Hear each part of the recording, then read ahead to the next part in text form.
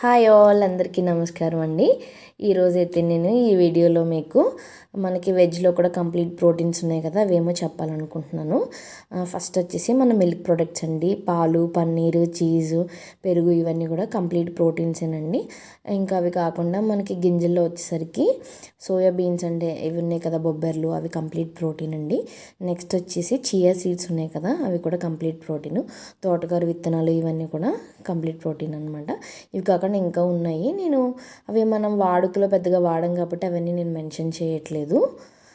So మనం ఇప్పుడైతే మన వెజ్లో వాటిని మన నట్స్ని కంబైన్ చేసుకొని కంప్లీట్ ప్రోటీన్ ఎలా వస్తుందంటే, ఇప్పుడు మిల్లెట్స్ ఎప్పుడైతే పెరుగుతో కానీ పప్పుతో కానీ మనం తిన్నామో, అది వేరుశనగ పప్పుల పొడితో కానీ తిన్నామో అది కంప్లీట్ ప్రోటీన్ అవుతుందండి.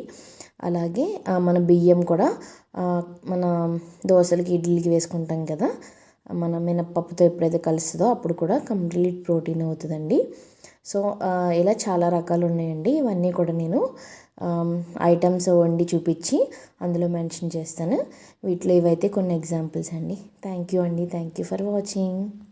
Please subscribe to my channel for more.